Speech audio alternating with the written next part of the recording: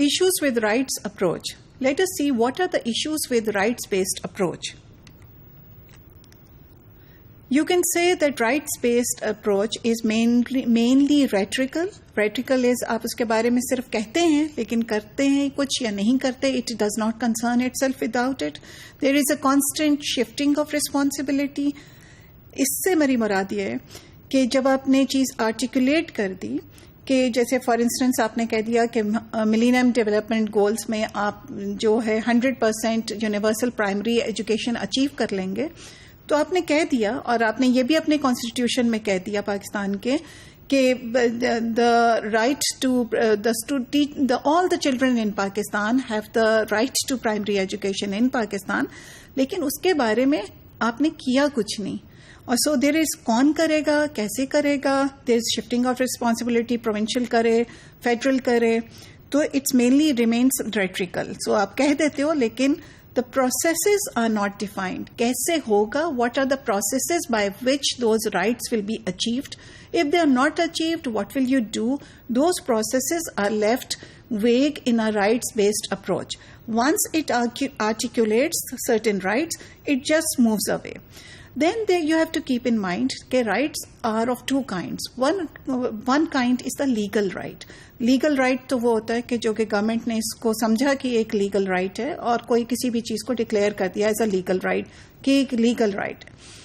لیکن ایجوکیشن کا جو ہے it is not just a legal right, there is also some thing called moral right, and education is a moral right. Moral right کا مطلب یہ ہے کہ اس کی رسپانسبلٹی صرف گورنمنٹ پہ نہیں آتی, یہ ایک ایسا رائٹ ہے جو کہ ایک سوسائٹی کو خود سے اٹھانا ہوگا, اور اگر بچے اسکول نہیں جا رہے تو اس کی ذمہ داری جو ہے وہ صرف گورنمنٹ پہ نہیں آتی, وہ ہم پہ بھی آتی ہے. So we understand that the children that we have, the children we have working in our houses also, or we see on the streets, we have this moral right that if we can do something about them, about their gaining education, we take on this as a moral right. لیکن rights approach میں مسئلہ یہ آتا ہے کہ most of the times these rights are seen as legal rights. So you see a child working on the streets اور آپ کہتے ہیں ہاں گورنمنٹ کو اس کے بارے میں کچھ کرنا چاہیے.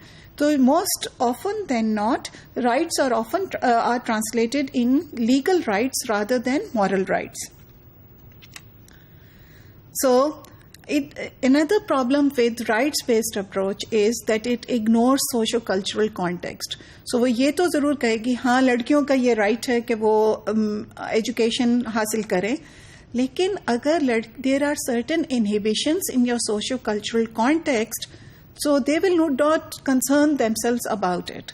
So یہ پھر پروسیسز کی بات آ جاتی ہے, لیکن اس میں ایک چیز ایڈ ہوگی, وہ ہو کیا کانٹیکسٹ. سو گیون کانٹیکسٹ میں آپ یہ دیکھیں گے کہ جتنے بھی مارجنلائزڈ گروپس ہوتے ہیں, چاہے وہ کاسٹ کے اوپر وجہ سے ہوں, ایتھنیسٹی کی وجہ سے ہوں, جینڈر کی وجہ سے ہوں یا کسی اور وجہ سے ہوں, ان کے سوشو کلچرل کانٹیکسٹ میں جو ان کو انہیبیشنس ہوتی ہیں, جو ایشوز ہوتے ہیں جس کی وجہ سے وہ ایجوکیشن میں نہیں جا سکتے ہیں, وہ those are completely ignored by rights approach.